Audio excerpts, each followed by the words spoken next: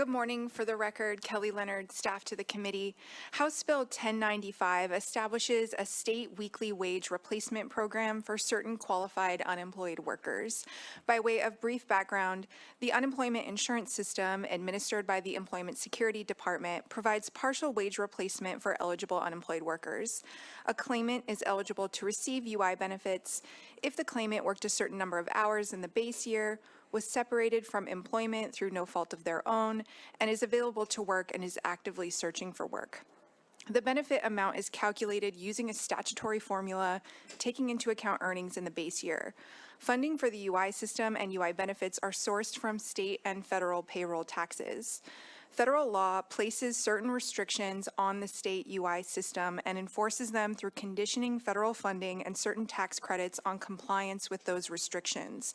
Relevant here, federal law provides that UI benefits cannot be paid unless a person is legally authorized to work in the U.S., which must be verified by the Employment Security Department.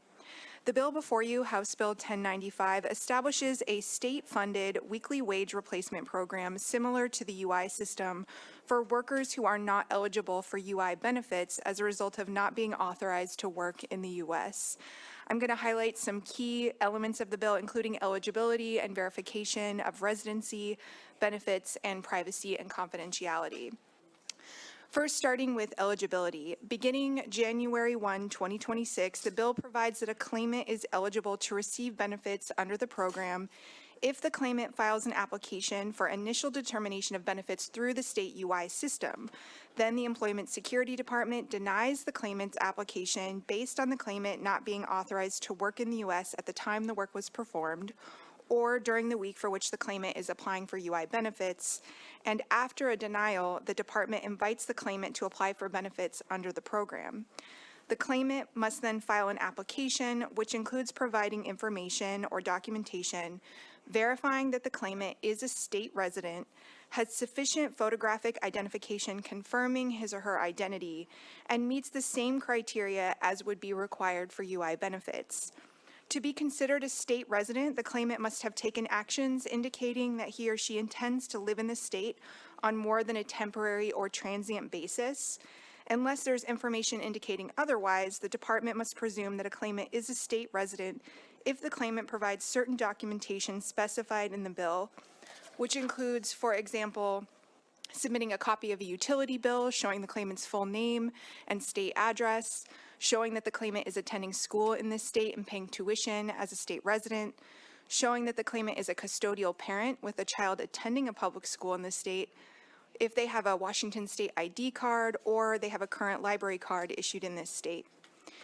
In circumstances where a claimant's wages cannot be verified by employers' reports to the department, it may request information or documentation from the claimant's former employers. If the employer fails to respond, then the department must presume that the claimant is eligible for benefits, unless the claimant also fails to provide sufficient information and documentation. If a claimant is determined to be eligible and qualifies for benefits under the program, the claimant must receive a weekly benefit amount calculated based on the state formula for UI benefits. However, benefits are due and payable to a claimant only to the extent that monies are available in the Washington Wage Replacement Account, which is established in the bill. Revenues to the account would consist of appropriations and transfers by the legislature. Moving now to confidentiality, privacy, and other related provisions, the bill prohibits the department from taking specified actions, including, for example, compelling a claimant to admit in writing whether they have proof of lawful residence in the U.S., or to explain why they are ineligible for a Social Security number, or attempting to ascertain a claimant's immigration or citizenship status, except to determine whether a claimant is excluded from UI benefits and potentially eligible for benefits under the program. The department is also required to destroy all records containing information used or collected to verify eligibility for the program within 15 days of a claimant's written statement that they are no longer using the program.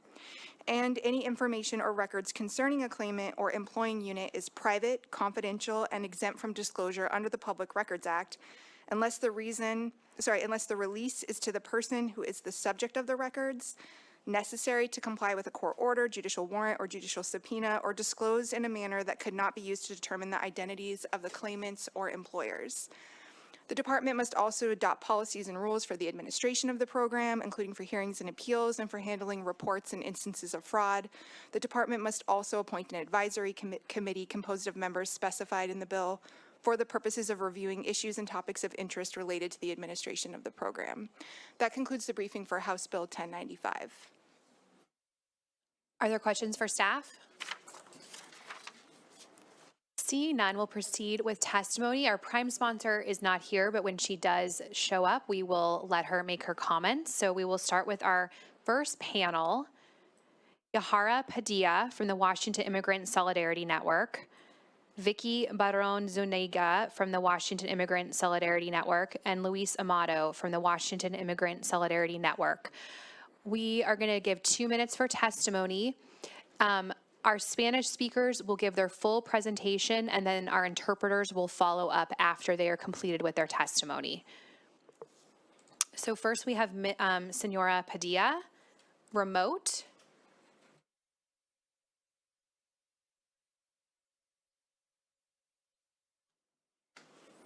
When you're ready, you may begin for 2 minutes with your presentation.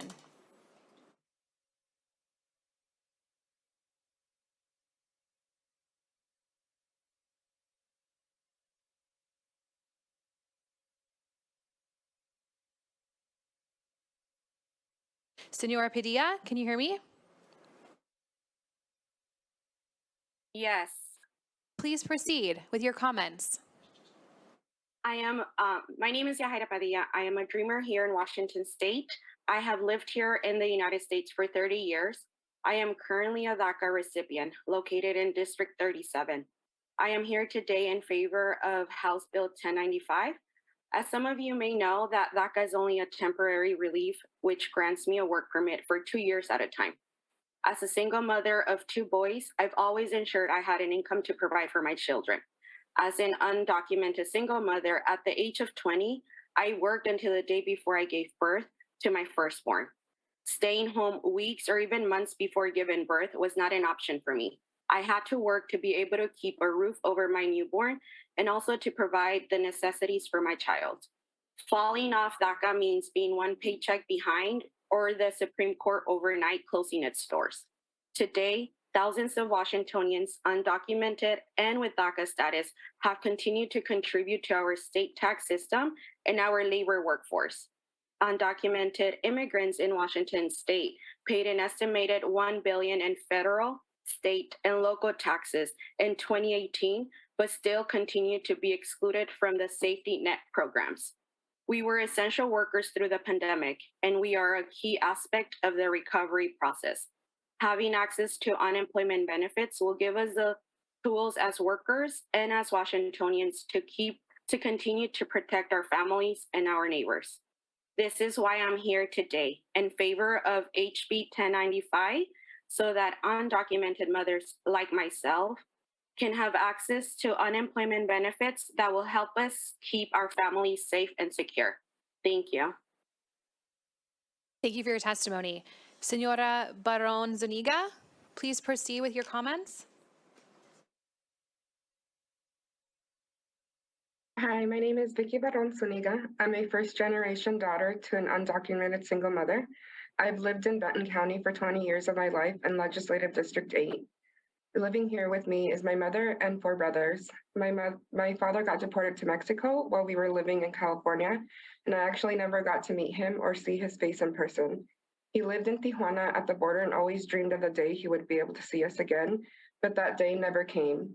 He passed away 5 years ago, so all we have is my mother. I'm here today in favor of House Bill 1095. This bill would have tremendously helped my family throughout our life. During that pandemic, my mother lost her job working at a restaurant and I had to step in and help my mother care for my brothers. Being the oldest daughter at the time, I was doing service work with AmeriCorps, so didn't make much money and it was not enough. I then found out about the Washington Immigrant Relief Fund and had my mother access those funds. But it was still not enough for a family of 6. I know we've been working on this bill for 3 years now, and our communities cannot wait any longer for these benefits, as they have been paying taxes without being able to access these safety nets. We've been working hard with ESD and the governor's office every month for the past year to make this program a success and reach mutual agreement. So this is why I'm here today in favor of HB 1095, so that undocumented mothers like my mother and so many more can have access to unemployment benefits that will help us keep our families safe and secured. Thank you for your testimony. Senor Amado, are you in the audience? Please come up.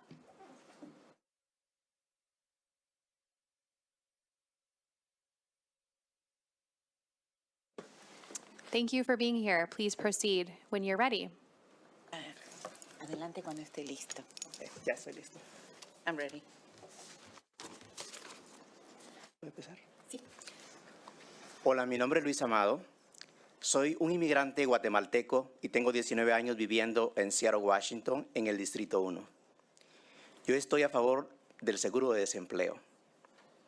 Pero esta pandemia que me complicó más, tengo facturas de salud atrasadas y no tengo seguro médico. Necesito ayudar a mi familia en Guatemala y a mi hijo que inició la universidad. Como padres, nuestra prioridad siempre ha sido nuestros hijos y es por ellos que en esta ocasión me presento aquí para pedirles, por favor, apoyen el seguro de desempleo para inmigrantes.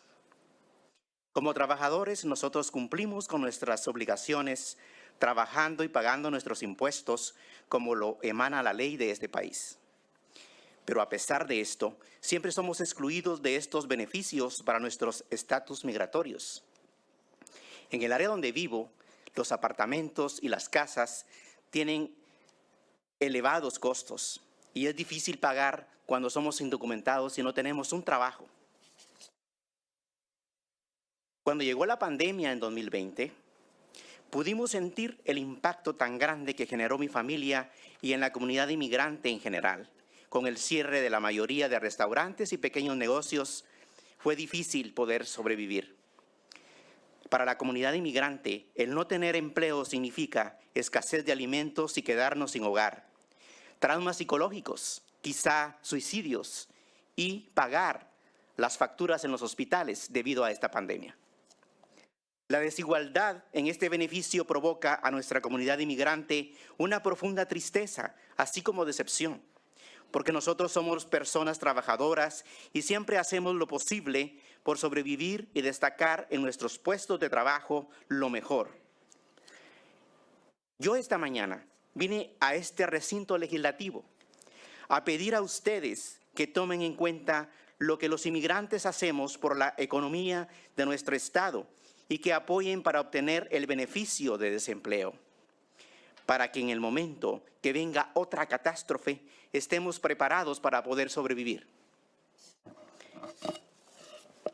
Para finalizar con mi petición, los exhorto a todos ustedes a que apoyen el seguro de desempleo y estoy tan seguro de por fe de que esta ley será aprobada gracias a ustedes como lo apoya la legisladora Saldaña. Muchas gracias. Hello, my name is Luis Amado, and I am a Guatemalan immigrant. I have lived in the Seattle area, Washington, for 19 years in District 1. I am in favor of the unemployment insurance. However, the pandemic made things very difficult for me. I have health bills that are behind because I have no medical insurance. I need to help my parents in Guatemala and my son, who is starting college. As parents, our priority has always been our children, and it's for them that in this occasion I am here before you to ask you to please support the unemployment insurance for immigrants. As workers, we fulfill our obligations, we work and we pay taxes as the laws require in this country. However, in spite of this, we are excluded from all benefits due to our immigration status. Where I live, the rent rate for a house or an apartment is extremely high. And because we are in undocumented, it's very difficult to hold a stable job. And presently, myself, I live in Yes. I live in a warehouse.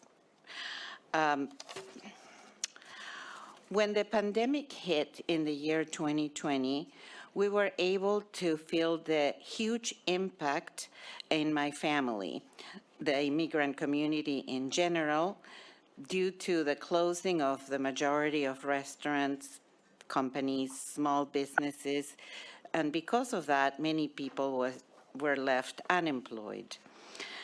For the immigrant community, not to have a job means lack of food, lack of a roof, and we suffer a lot of stress, psychological trauma, perhaps suicide, and visits to the hospital, which generates more debt that we're unable to pay.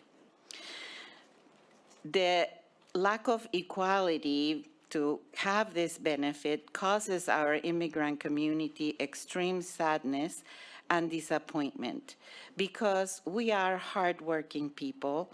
We are always doing everything possible to survive, to work our best wherever we work. And it hurts when we're dealing Please with conclude your remarks. Wrap them up, please.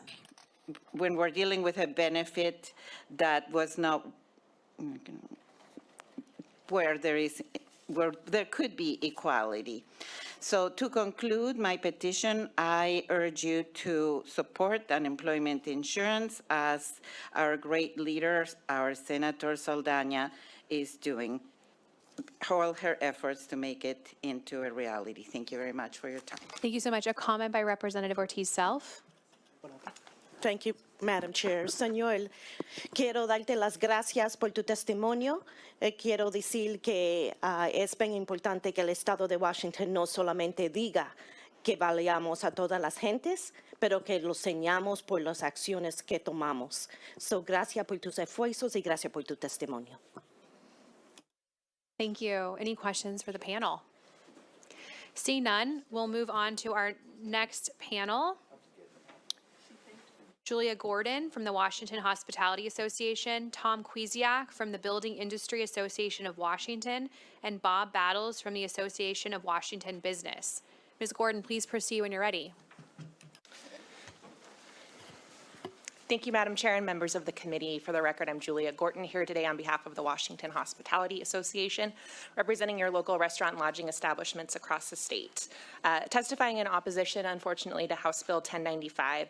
And first, I want to acknowledge that nearly a quarter of our industry's workforce are born outside the United States.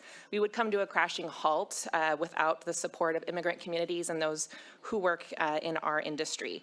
Our employees are the backbone of our hospitality businesses, and we believe all of our employees should be treated equally regardless of where they were born. Our opposition to the bill arises from the complications of mirroring the unemployment insurance system, which is a federal program for individuals who are not authorized to work in the United States, while the federal government still retains preemption over deciding who is and is not authorized to work. Penalties for businesses who violate the federal law are strong and provide an incentive for businesses to comply. As mentioned, the unemployment insurance system is a vital social safety net. It serves an important function to businesses as well. Not only does it provide the wage replacement benefit, but significant support for those seeking reemployment. It's this latter part for us that causes concerns. Specifically, the bill requires for the department to verify that those individuals are not authorized to work in the United States. Then Section 7.1 requires claimants to be actively seeking work. If the department has knowledge that someone is not authorized, but then requires them to seek employment, it puts employers in a difficult position, possibly putting them at risk of those federal penalties. Section 7.2 requires the claimant to participate in job search functions. Assumedly, the department would be assisting in those, helping place them in employment, and again, risking those consequences.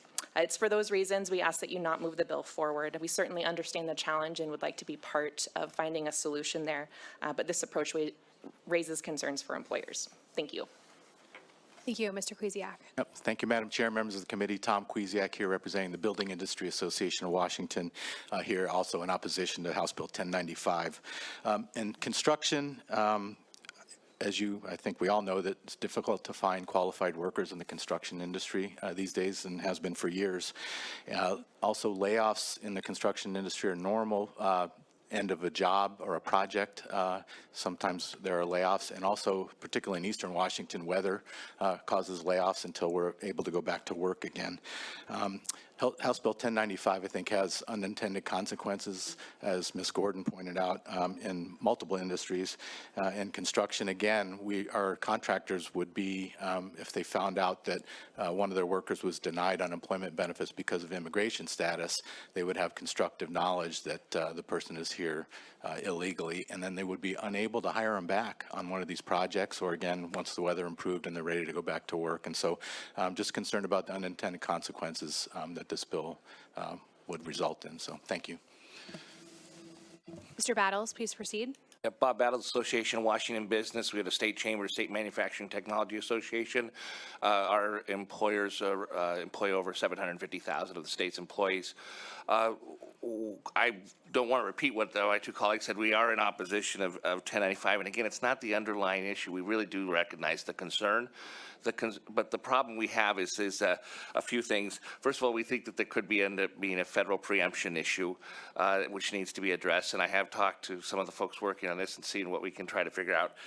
But the constructive knowledge that Mr. Kuziak and Ms. Gordon mentioned is really quite important to take into consideration.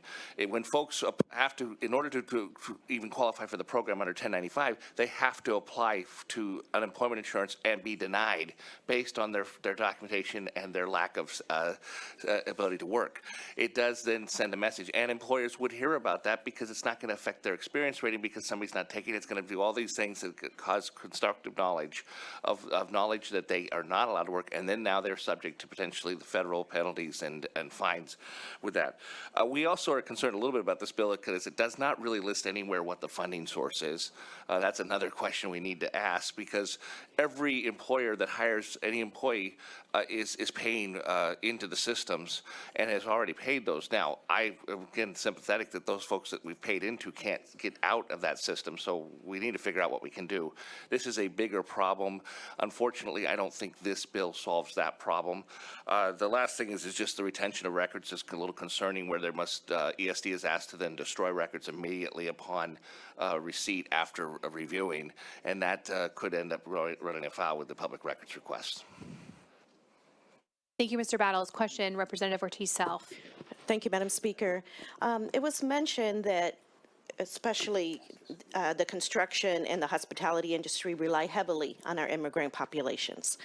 It was also mentioned that there's concern that they're paying into the system and they're not getting it out. Both of you mentioned that protection for employers is an issue. If that issue was addressed in the bill, would you then feel it is reasonable to help them get back some of the money they put in the system in helping grow the industries that you both are involved in? Yes. Yeah, absolutely. I think, like Bob said, though, the problem is the federal issues, I think, is the biggest roadblock, I think, for us. So. Yeah, the business community would be very open to trying to solve that problem. But it is a federal issue when it comes to determination of who can work and who can get unemployment insurance, and so that's the concern we're taking, because it's a federal program. And conformity issues. Any more questions? Seeing none, thank you for your testimony. Our next panel, Laura Gonzalez from Fairwork Center, Lillian Garcia from Fairwork Center, Gloria Medina from Fairwork Center, all testifying remote. We believe Senora Gonzalez is on the phone.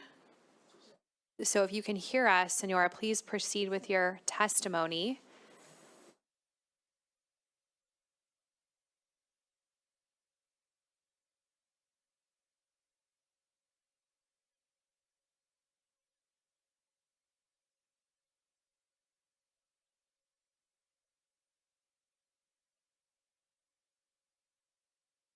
Senora Gonzalez, can you hear me?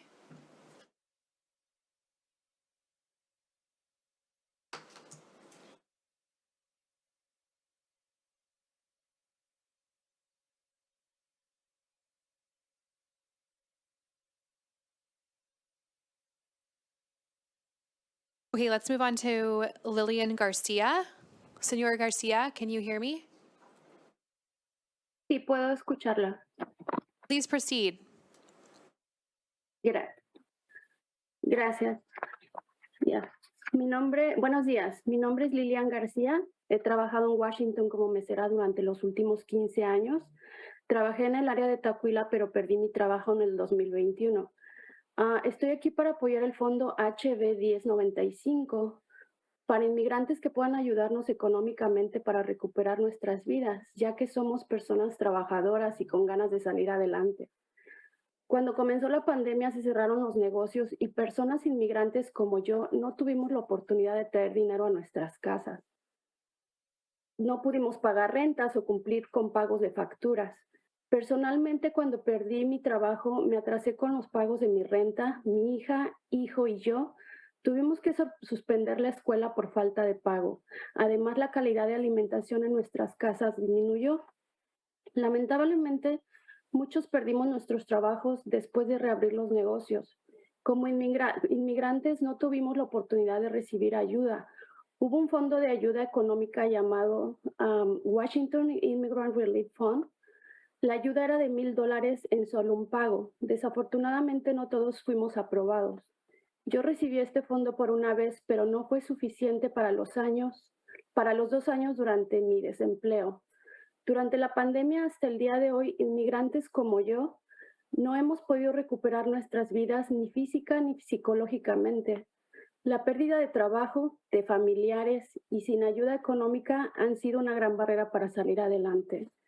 Estamos agradecidos por el apoyo que este Estado nos da, pero necesitamos un fondo más constante para sobrevivir. Agradezco la oportunidad de ser escuchada y representar personas inmigrantes como yo. Gracias. Gracias. The interpreter may proceed.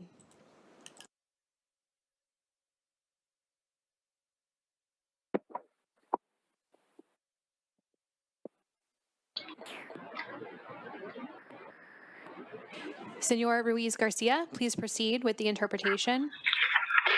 Yes, I hope you can hear me. I did not get the script from the person that just spoke, but basically what she was saying was Lilian Garcia, that while the pandemic came on, she was having problem with meeting her expectations of paying, not having enough food. And that's why, in a nutshell, she's basically asking the legislature to approve this HB 1095 because herself, her son, suffer so much because of the pandemic, and hopefully this, if it happens again, she will not have to go through the same thing. And I apologize for not having the whole script in front of me. Thank you so much. Senora Medina, can you hear me?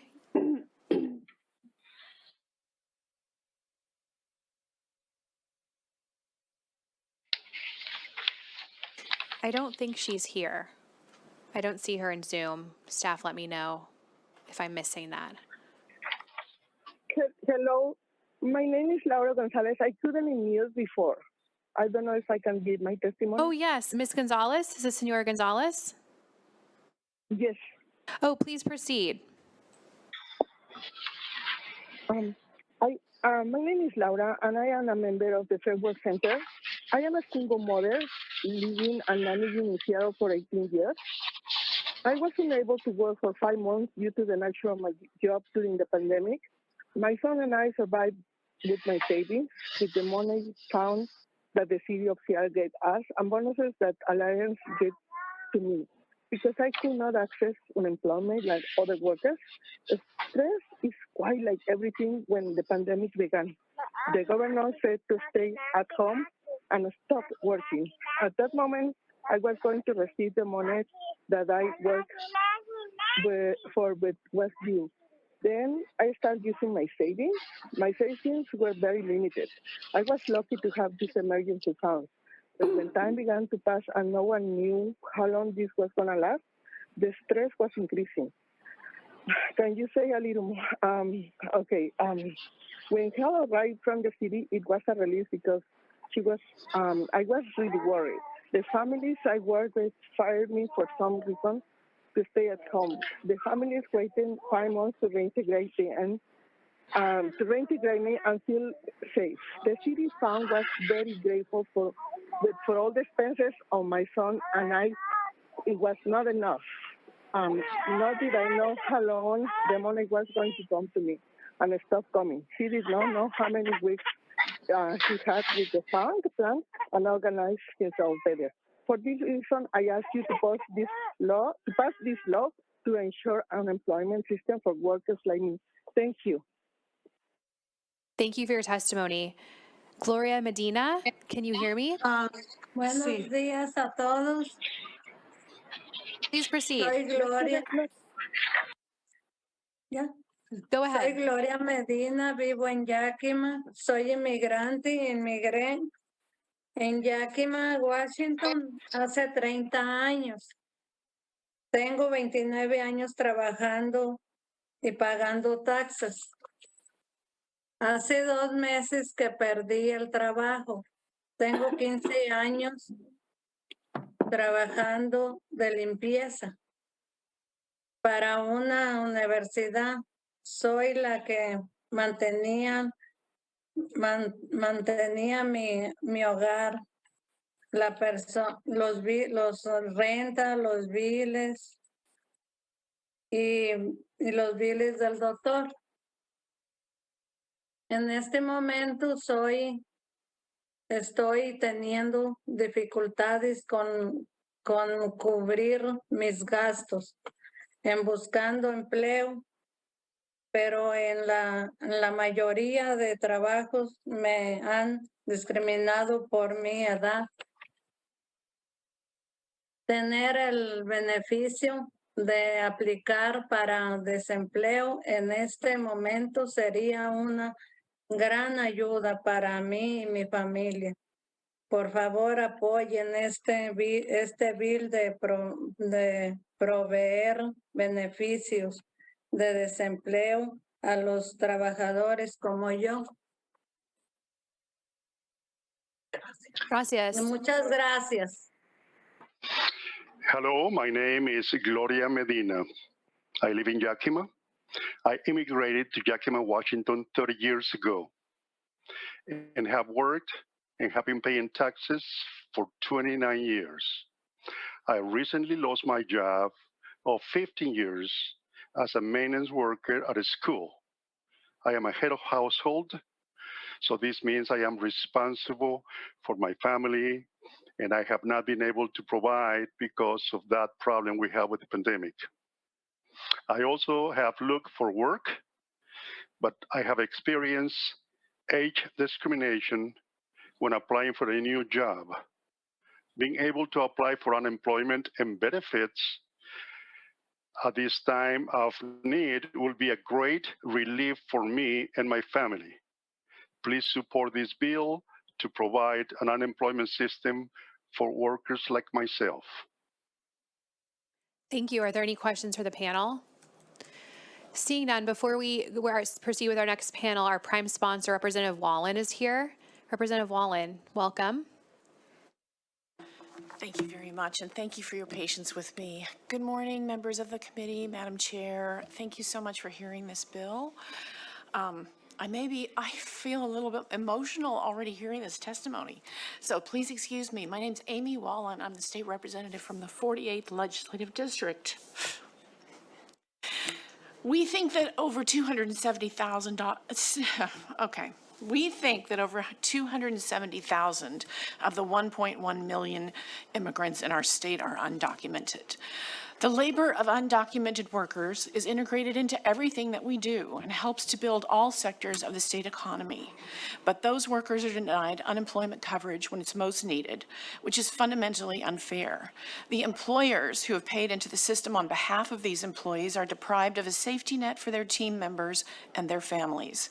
Many of these families have children who were born here and are American citizens, yet these families face challenges many of us could never dream of. They risk being broken apart because of deportation and economic insecurity. Some of them leave their families behind and work here and send money back to their home country for their family's survival. Think for a moment of all of these families during the pandemic when not one bit of stimulus or relief money was available to support their children.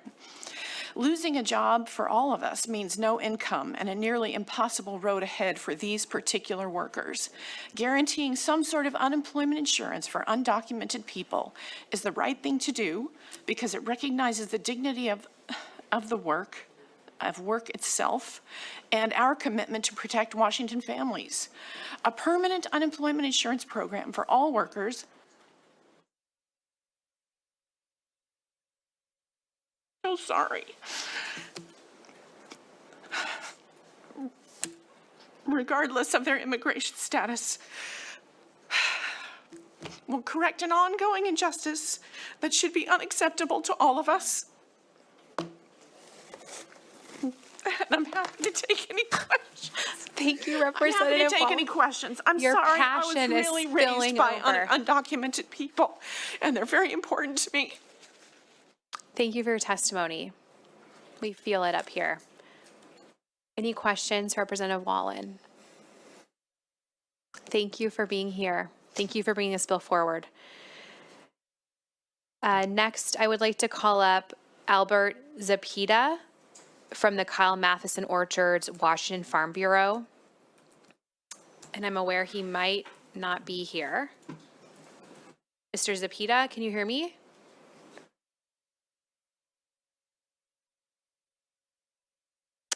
Okay. Can you hear me? Yes, we can. Please proceed. Good morning. For the record, my name is Albert Cepeda. I'm the Director of Human Resources for Kyle Matheson Orchards. We are members of the Washington Farm Bureau, and unfortunately today I am testifying on House Bill 1095. To begin with, I want to say I appreciate all of you being concerned for all Washington workers, regardless of their legal status, and making sure they have money for the basic necessities when they're unemployed. But with that said, although well-intentioned, some of the elements of this bill concern me as a human resources professional. First, one section of the bill states that the department may contract with a third-party organization to assist claimants in gathering information and documentation for their unemployment claim.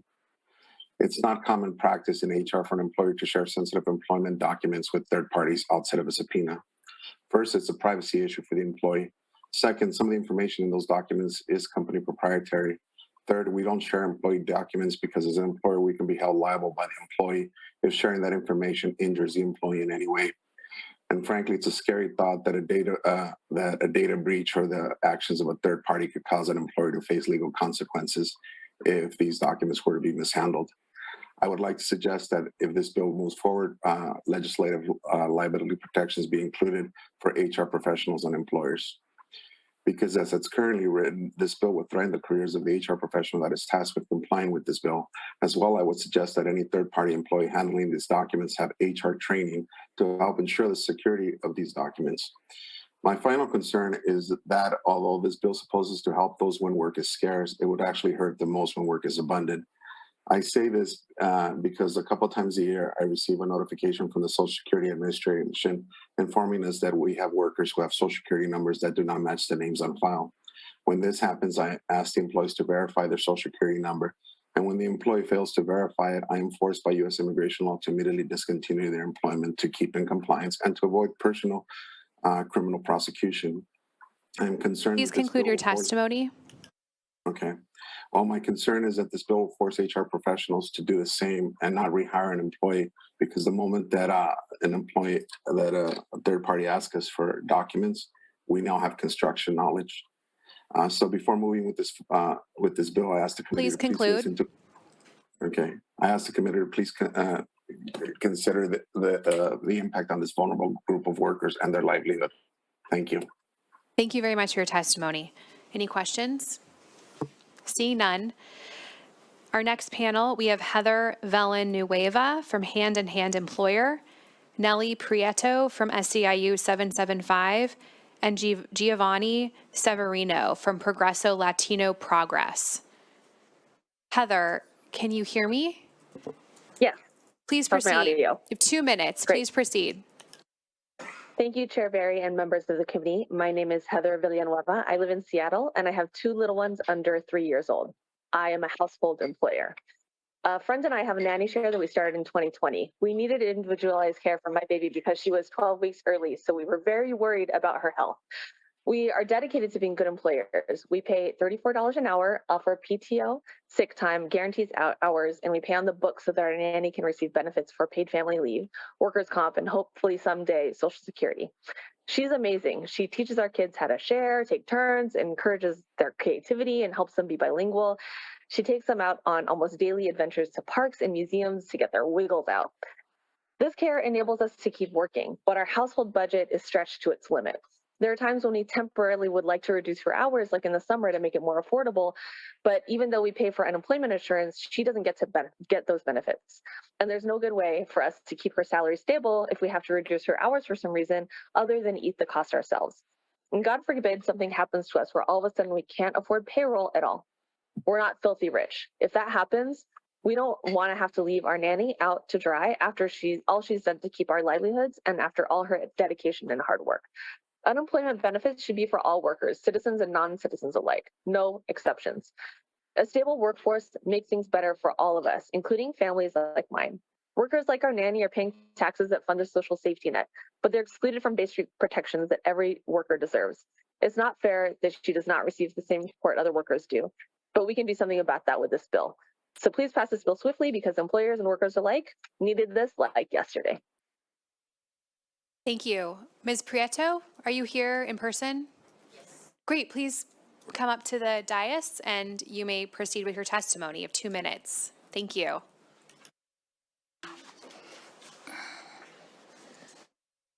Good morning. My name is Nelly Prieto, she, her. I am an IP from Sunnyside and an executive board member of SEIU 775. As an e-board member and as a caregiver, my responsibility is to protect the most vulnerable in our community, and that extends to undocumented workers. I believe that all workers deserve respect, doesn't matter if they are undocumented or not. I know and love many undocumented workers. They're my neighbors, my friends, and family members. Every one of them came here looking for a better life for themselves and their families. They were told that in the United States we're all equal, but undocumented workers are not treated equally. They are denied basic protection and made to feel that their lives don't matter. Our communities are stronger because of their hard work. Of undocumented workers, they never say no, and they don't back down from anything. They work hard and they sweat and bleed like the rest of us. They pay taxes and go through hard times like the rest of us. They are deserving of the basic dignity of an employment system in times like those. This isn't about politics. It's about dignity and decency and doing the right thing. I strongly support HB 1095 unemployment system for excluded immigrant workers. Thank you. Thank you for your testimony. Giovanni Severino on virtual. Can you hear me? Yes. Please proceed. You have 2 minutes. Awesome. Thank you, Chair and members of the committee. My name is Giovanni Severino with Progreso Latino Progress. I'm here today to testify pro for HB 1095, and I'd like to mention that this is not just a Latino issue, but an issue that affects many immigrant communities in our state. Undocumented workers have been categorically denied access to unemployment insurance, a vital social safety net for all communities, despite contributing to Washington's unemployment benefits for decades. There are many folks that are undocumented that have been, again, contributing to the system for decades, not just a couple of years, decades. How is it fair for someone to contribute to the system and not be able to receive some of the benefits they pay into? And if for folks that may be thinking that life isn't fair, it's just that way, I'm letting you know that you're choosing to think that way. There are actions that you can take, like moving this bill forward, that will make things more fair for these folks. As the representatives for the hospitality, construction, and agricultural industry mentioned at the beginning of this hearing, they are aware that these industries are heavily supported by immigrant communities. First, I will, first thought that comes to mind is if they truly were supportive of, of what this bill is really trying to create, and really cared about their undocumented employees, they'd sign in as other instead of against completely the bill. Also, it's not a secret that these industries are heavily supported by undocumented communities. I'm sure the federal government is fully aware of that too. So let us not wait for the federal government to act. Washington can and should be the leader in groundbreaking programs to uplift all residents, regardless of citizenship status. All workers deserve dignity and support for their families. There are solutions out there, and this could be one.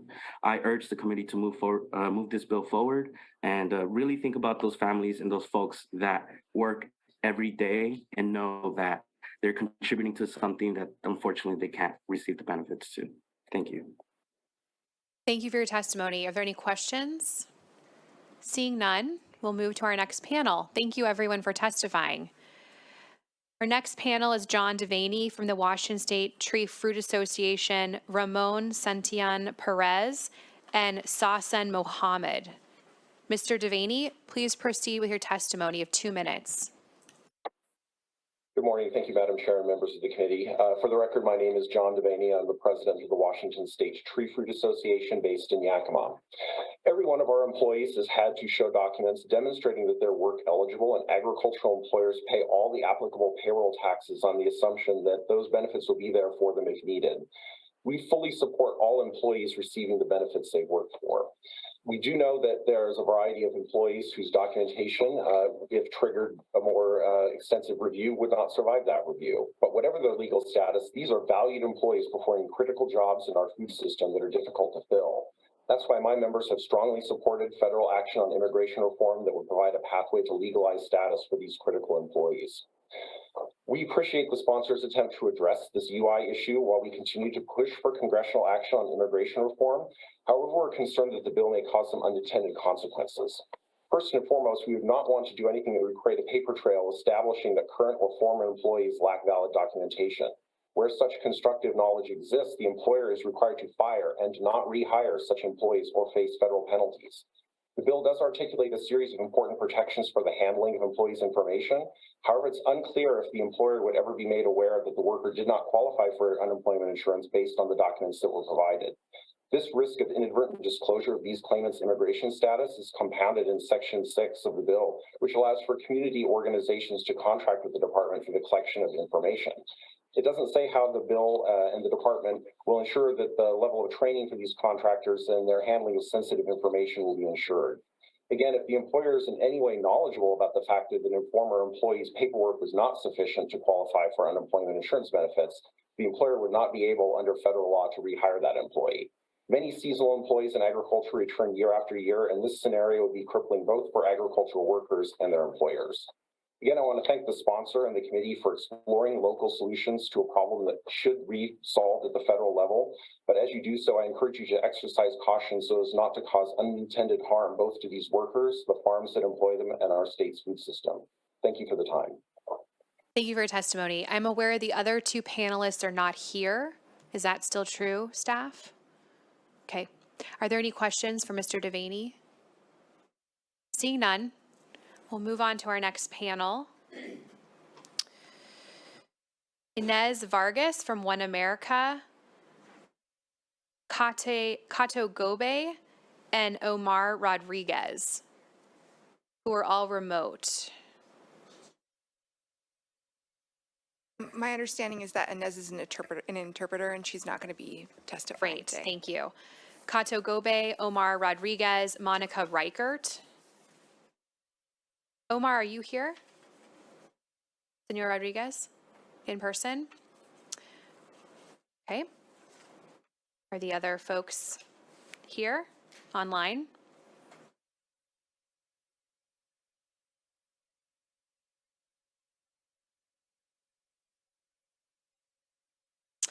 Okay, I'm hearing from staff there are no more Zoom participants in the Zoom room. So I will call up folks who are here in person. Senor Rodriguez is not here. Fabiola Sanchez. Antonio Ganata.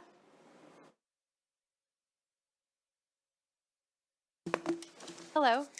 Hi, Chair Barry. Good morning, everybody. Good morning, Ranking Member Robertson, members of the committee. My name is Antonio Ginat. I'm the Policy Director at Columbia Legal Services. I'm here to testify in support of House Bill 1095. I just want to thank, even though we've heard concerns from industry, I want to thank industry for coming forward and raising those concerns and bringing them to us.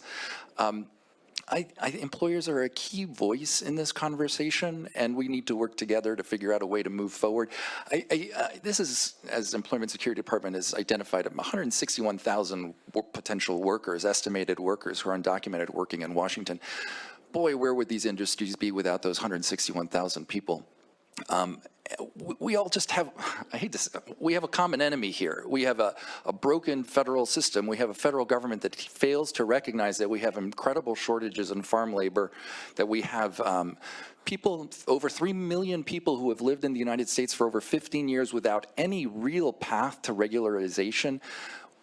We can work together. We are in this together. And so my goal here is just to, again, is to invite industry to meet with Representative Walen and to meet with the advocates. I think we can address their concerns related to constructive knowledge, preemption.